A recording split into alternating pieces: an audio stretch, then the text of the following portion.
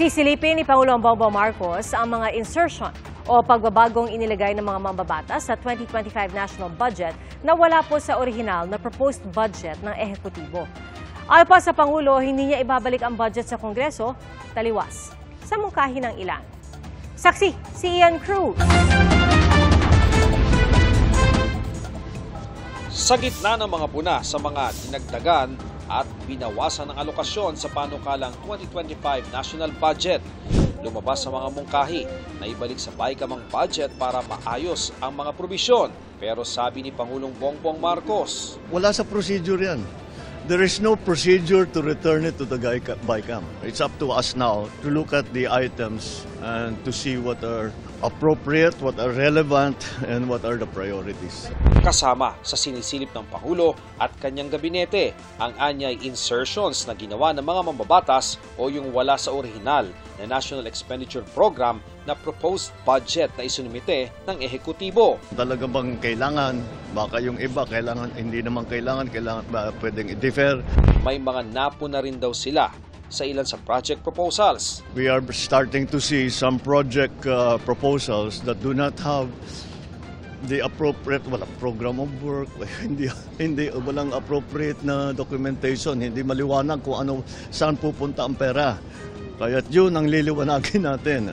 Ayon sa Pangulo, hindi maiiwasang mag-veto siya sa ilang probisyon ng panukalang 2025 national budget para maging akma sa prioridad ng gobyerno ang magiging budget sa susunod na taon. We had to have a look because maraming nagbago from the budget request from the different departments. And we have to put it back in the same shape that we had first requested. So unfortunately, we are only left now. I am only left now with the veto power because tapos na sa BICAM. Now it's up to us on how we regain control of the spending program. Pagtitiyak ng Pangulo, hindi rin daw mababawasan ang benepisyo mula sa PhilHealth kahit zero ang subsidy ng gobyerno. Para sa senior, para sa mga hirap, para sa middle class, walang mababawasan kahit isang kusing. Quite the opposite. Dadagdagan natin yan in 2025, mas dadami pa. Ang magiging serbisyo na ibinibigay ng PhilHealth, mas lalaki pa ang magiging payment na ibibigay sa insurance claim.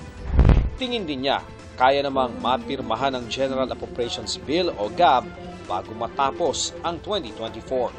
Kung hindi, mauuwi ito sa reenacted budget kung saan ipapareho ang budget sa nagdaang taon. Sa paghimay ng GMA Integrated News Research noong 2001, 2004 at 2006, buong taong nag-operate ang bansa sa reenacted budget. Partial reenacted budget naman noong 2019, kung kailan reenacted mula sa budget ng 2018 ang pondo para sa unang 3 buwan. Sabi noon ng Department of Finance, kung di raw dahil dyan, 6.6 to 7.2% sana ang inilago ng ekonomiya noong first quarter.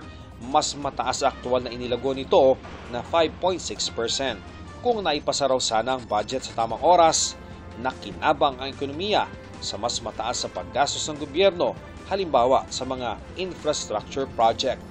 Sa taya ng DOF, umabot sa 1 billion pesos kada araw ang underspending dahil sa reenacted budget.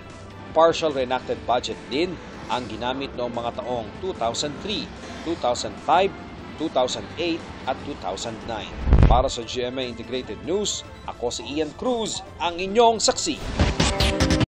Mga kapuso, maging una sa saksi. Mag-subscribe sa GMA Integrated News sa YouTube para sa iba't ibang balita.